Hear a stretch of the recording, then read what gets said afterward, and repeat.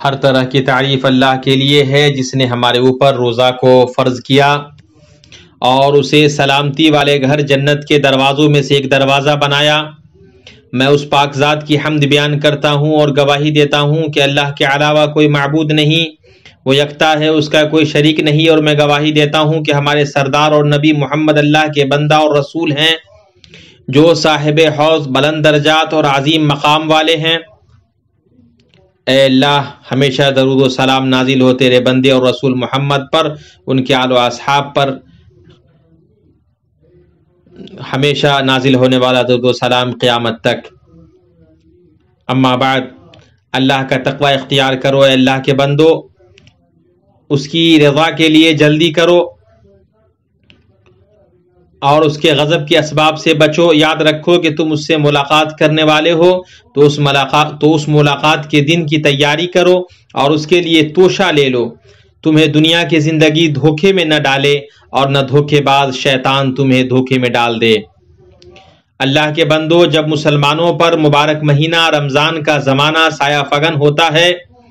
تو اہل خیرت اس مناسبت کے جمال و جلال اور اس مہینے سے ملنے کی زبردست خوشی کے مابین تھوڑی دیر ٹھہر کر ان دو خوشیوں کو یاد کرتے ہیں جن کے بارے میں رسول خدا صلوات اللہ وسلامہ علیہ نے اپنی اس قول کے ذریعے فرمایا، روزے دار کے لیے دو خوشی ہے، ایک خوشی افطار کے وقت، دوسری خوشی اسے اپنے رب سے ملاقات کے وقت ہوگی۔ اس حدیث کو بخاری اور مسلم نے اپنی صحیح میں حضرت ابو ہریرہ رضی اللہ تعالیٰ عنہ سے روایت کیا ہے۔ تو یہ یاد کرنا انہیں اس خوشی کے محرکات اور اس خوشی تک پہنچانے والے اسباب اور اس سے وابستہ روزے کی حقیقت سے متعلق لمبی سوچ پر ضرور ابھارے گا۔ اس طرح اس میں کوئی شک نہیں ہے کہ اگر کوئی شخص روزہ رکھ کر بھی جھوٹ بولنا اور اس پر عمل کرنا نہ چھوڑے تو اس کا روزہ نہیں ہوگا۔ نبی صلی اللہ علیہ وسلم کا فرمان ہے، اگر کوئی شخص روزہ رکھ کر بھی جھوٹ بولنا اور اس کے مطابق عمل کرنا نہ چھوڑے تو اللہ تعالیٰ کو اس کی کوئی ضرورت نہیں ہے کہ وہ اپنا کھانا پینا چھوڑ دے۔ اس کو امام بخاری نے اپنی صحیح میں روایت کیا ہے۔ اس میں بھی کوئی شک نہیں ہے کہ عادت و اتوار کے طور پر روزہ رکھنے والوں کا روزہ نہیں ہے، بئی طور کے اس کے یہاں کے لوگوں نے روزہ رکھا ہے تو اس کے لیے بھی ضروری ہے کہ وہ ان کی پیروی کرتے ہوئے روزہ رکھے۔ اسی طرح دل برداشتہ، افسردہ اور جھجلا کر اور اپنے نفس پر زیادتی کر کے روزہ رکھنے والوں کا بھی روزہ نہیں ہے، بلکہ روزہ تو ان کا ہے جو اس مہینے کا استقبال اس عزم کے ساتھ کرتے ہیں کہ ان چیزوں کو انجام دینے کے لیے اس موقع کو غنیمت جانیں گے جن کا انہیں حکم دیا گیا ہے، جن سے ان کے نفس پاک ہوں گے، ان کی روحیں بلند ہوں گی اور ان کے دل مطمئن ہوں گے، اور جن کے ذریعے وہ اپنی زبان، نگاہ اور اعضاء کی حفاظت کریں گے۔ اسی طرح روزہ اس کا ہے جو اس یقین کے ساتھ روزہ رکھے کہ وہ حق، طاعت اور تقرب ہے جس کے ذریعے وہ اللہ سے قریب ہوتا ہے، اللہ کے پاس روزے کے اجر کی امید اور بہتر وعدے کی توقع کرتے ہوئے، جو اس حدیث میں وارد ہوا ہے جسے بخاری اور مسلم نے اپنی صحیح میں حضرت ابو ہریرہ رضی اللہ تعالیٰ عنہ سے روایت کیا ہے کہ رسول اللہ صلی اللہ علیہ وسلم نے ارشاد فرمایا، جس نے ایمان اور اجر کی امید کے ساتھ روزہ رکھا اس کے پچھلے تمام گناہ معاف ہو جاتے ہیں۔ یہ مغفرت جمہور اہل علم کے نزدیک ان گناہوں کے ساتھ خاص ہے جو کبیرہ گناہوں کے علاوہ ہوں، کیونکہ کبیرہ گناہ کا کفارہ سچی توبہ اور حق کو حقدار تک لوٹانا ہے۔ اگر اس گناہ کا تعلق حقوق العباد سے ہو، کیونکہ نبی کریم صلی اللہ علیہ وسلم کا فرمان ہے، نماز پنجگانہ، ایک جمعہ سے دوسرا جمعہ اور ایک رمضان سے دوسرا رمضان، اگر کبیرہ گناہوں سے اجتناب کیا جائے تو اس کے درمیان کا کفارہ ہے۔ اس حدیث کو مسلم نے اپنی صحیح میں حضرت ابو ہریرہ رضی اللہ تعالیٰ عنہ سے روایت کیا ہے۔ روزہ وہ ہے جس کے شروط و واجبات کی حفاظت کی جائے اور جس کے آداب اور مستحبات کا خیال رکھا جائے۔ روزہ کو عیب دار بنانے والی اور اس کی صفائی کو گدلا کرنے والی اور اس کے اجر کو کم کرنے والی چیزوں سے اجتناب کیا جائے۔ نتیجتاً روزے دار اس روزہ کی وجہ سے ربانی نوازش کے فیض ربانی نوازش کے فیض وسیع نعمت الہی سے بہرہ ور ہوتا ہے، جس کے بارے میں رسول اللہ صلی اللہ علیہ وسلم نے اپنے اس قول کے ذریعے فرمایا، جب رمضان آتا ہے تو جنت کے دروازے کھول دیے جاتے ہیں اور جہنم کے دروازے بند کر دیے جاتے ہیں اور شیطانوں کو زنجیروں سے جکڑ دیا جاتا ہے۔ اس انجام تک لے جانے والا سب سے بڑا سبب اور یہاں تک پہنچانے والا سب سے مضبوط مددگار یہی ہے کہ اس رمضان کے مہینے میں نبی صلی اللہ علیہ وسلم کے طریقے کو سب سے بہتر ہتھیار اور سب سے افضل توشہ بنایا جائے، کیونکہ یہ امام ابن قیم رحمہ اللہ کے بقول سب سے مکمل طریقہ، مقصد تک پہنچانے والا سب سے بڑا وسیلہ اور نفسوں پر سب سے آسان طریقہ ہے۔ نبی صلی اللہ علیہ وسلم کا طریقہ یہ تھا کہ آپ بکثرت بہت ساری عبادتیں کرتے تھے، چنانچہ آپ بہت زیادہ صدقہ، احسان، قرآن کی تلاوت، نماز، ذکر اور اعتکاف کرتے تھے۔ آپ رمضان کو جتنا عبادت کے لیے خاص کرتے تھے اتنا اس کے علاوہ کسی دوسرے مہینے کو خاص نہیں کرتے تھے۔ حضرت جبریل ہر رات آپ کو قرآن کا دور کراتے تھے۔ جب جبریل آپ سے ملتے تو آپ تیز و تند ہوا کی طرح سے بھی زیادہ سخاوت کرنے والے ہو جاتے۔ اللہ کے بندو، بے شک وہ لوگ جو اس طریقہ کو اختیار کرتے ہیں اور اس راستے پر چلتے ہیں اور اللہ اور اس کے رسول کے واضح کردہ اس روشن شاہراہ کو مضبوطی سے تھامتے ہیں، یہی وہ لوگ ہیں کہ جب وہ اپنے رب سے ملاقات کریں گے تو ان کی خوشی دوبالا ہوگی اور ان کو مکمل خوشی حاصل ہوگی۔ جس نے اچھے طریقے سے کھیتی کی، خالص بیج چنا اور اسے اچھے طریقے سے بویا تو اس کا یہ حق ہے کہ کٹائی کے دن وہ اپنی کٹائی سے خوش ہو۔ جہاں تک اس کی بات ہے، جس نے نہ تو کھیتی اچھی طرح سے کی اور نہ بوائی اچھے سے کی، تو اس جیسوں کے لیے خوشی کہاں سے آئے گی، کہاں سے وہ خوش ہوں گے۔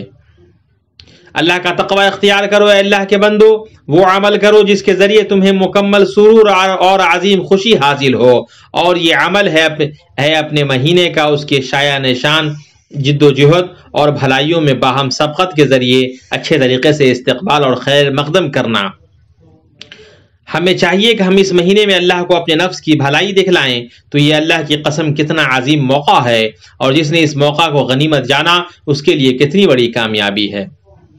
ماہ رمضان وہ ہے جس میں قرآن اتارا گیا، جو لوگوں کو ہدایت کرنے والا ہے، اور جس میں ہدایت کی اور حق و باطل کی تمیز کی نشانیاں ہیں۔ تم میں سے جو شخص اس مہینے کو پائے اسے روزہ رکھنا چاہیے، ہاں جو بیمار ہو یا مسافر ہو اسے دوسرے دنوں میں یہ گنتی پوری کرنی چاہیے۔ اللہ تعالیٰ کا ارادہ تمہارے ساتھ آسانی کا ہے، سختی کا نہیں۔ وہ چاہتا ہے کہ تم گنتی پوری کر لو۔ اللہ تعالیٰ کی دی ہوئی ہدایت پر اس کی بڑائیاں بیان کرو اور اس کا شکر کرو۔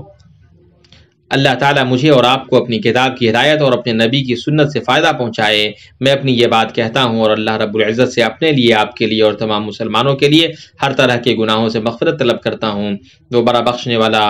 اور رحم کرنے والا ہے۔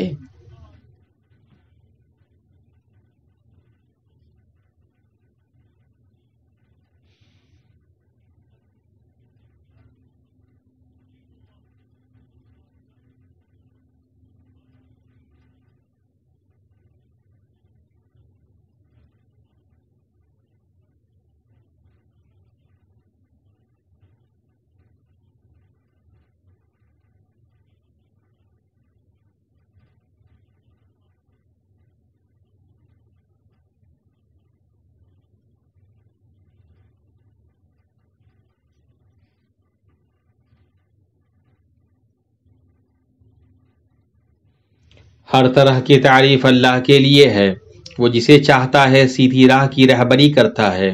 میں اس پاک ذات کی حمد بیان کرتا ہوں اور گواہی دیتا ہوں کہ اللہ کے علاوہ کوئی معبود نہیں، وہ یکتا ہے اور اس کا کوئی شریک نہیں۔ اور میں گواہی دیتا ہوں کہ ہمارے سردار اور نبی محمد اللہ کے بندے اور اس کے رسول ہیں۔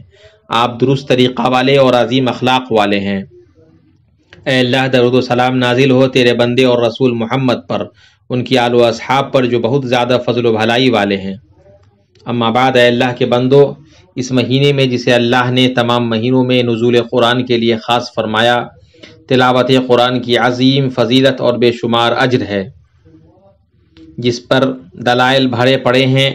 جیسے نبی صلی اللہ علیہ وسلم کا یہ قول، جس نے اللہ کی کتاب سے ایک حرف پڑھا اس کے لیے اس کے بدلے میں ایک نیکی ہے، اور یہ نیکی 10 نیکیوں کے برابر ہے۔ میں یہ نہیں کہتا کہ الف لام میم ایک حرف ہے، بلکہ الف ایک حرف ہے، لام ایک حرف ہے اور میم ایک حرف ہے۔ اس حدیث کی روایت امام ترمذی نے اپنی جامع میں صحیح سند کے ساتھ کی ہے۔ اسی طرح آپ صلی اللہ علیہ وسلم کا یہ قول قرآن پڑھا کرو، یہ قیامت کے دن اپنے پڑھنے والوں کے لیے شفاعت کرنے والا بن کر آئے گا۔ اس حدیث کو امام مسلم نے اپنی صحیح میں روایت کیا ہے۔ اس معنی کی اور بھی کئی احادیث ہیں۔ مسلمان کے لیے اس مہینے میں جس طرح اپنے رب کی کتاب کی بہت زیادہ تلاوت کرنا بہتر ہے، اسی طرح اس کے لیے یہ بھی بہتر ہے کہ اس تلاوت کو اس تدبر سے خالی نہ رکھے جو اسے عمدہ معانی اور عظیم مقاصد سے آگاہ کرائے۔ اس کے لیے وہ اپنے رب کے کلام کی تلاوت کے وقت اپنے دل کو حاضر رکھ کر مدد لے، تاکہ جو وہ پڑھ رہا ہے اس کو سمجھنے، اس سے اثر لینے اور اس کی نصیحتوں سے نصیحت حاصل کرنے میں وہ اس کے لیے مددگار ہو۔ قرآن کی عظمت، اس کی علو قدر اور بلند مقام کو ذہن میں رکھنے سے اسے یہ چیز حاصل ہوگی، اور یہ احساس رکھے کہ یہ انسان کا کلام نہیں ہے بلکہ یہ الہ حق اور رب معبود کا کلام ہے، جس کا کوئی نظیر اور مثل نہیں ہے، اور نہ اس پاک ذات کی عظمت، اس کے کمال ذات اور اسماء صفات کی کوئی انتہا ہے۔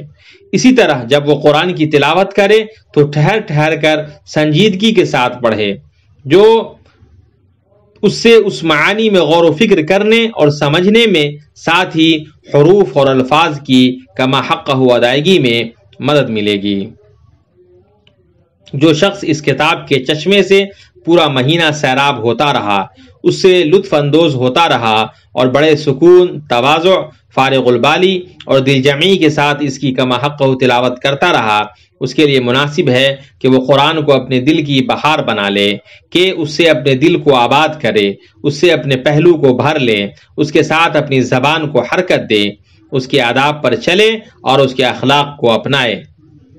خلاصہ کلام یہ ہے، جیسا کہ آجری رحمہ اللہ نے فرمایا، انسان جب قرآن کی تلاوت کرتا ہے اور قرآن میں غور و فکر کرتا ہے تو گویا یہ اس کے لیے آئینہ کی طرح ہو جاتا ہے، جس میں وہ یہ دیکھتا ہے کہ اس کا کون سا عمل اچھا ہے اور کون سا عمل خراب ہے۔ اس کے مولا نے جس سے بچنے کو کہا ہے اس سے بچتا ہے، جس پر اپنی سزا سے ڈرایا ہے اس سے وہ ڈرتا ہے، جس میں اس کے مولا نے رغبت دلائی ہے اس کی رغبت اور امید کرتا ہے۔ تو جس کی حالت ایسی ہوگی وہ قرآن کی کما حقہ تلاوت کرے گا اور اس کی کما حقہ پاسداری کرے گا، اور اس کے لیے قرآن گواہ اور شفاعت کرنے والا ہوگا، انیس اور محافظ ہوگا۔ اللہ کا تقوی اختیار کرو اے اللہ کے بندو، قرآن کے مہینے میں قرآن کے دسترخوان کی طرف لپکو، کیونکہ اس کا بدلہ اللہ کی رضا اور خوشنودی ہے اور بلند و بالا جنتوں کی زندگی ہے۔ اور ہمیشہ یاد رکھو کہ اللہ تعالیٰ نے تم کو خیر انام پر درود و سلام بھیجنے کا حکم دیا ہے، جیسا کہ اس کا فرمان ہے، اللہ تعالیٰ اور اس کے فرشتے اس نبی پر رحمت بھیجتے ہیں، اے ایمان والو تم بھی ان پر درود بھیجو اور خوب سلام بھی بھیجتے رہا کرو۔ اللهم صل على محمد وعلى آل محمد كما صليت على إبراهيم وعلى آل إبراهيم إنك حميد مجيد، اللهم بارك على محمد وعلى آل محمد كما باركت على إبراهيم وعلى آل إبراهيم إنك حميد مجيد۔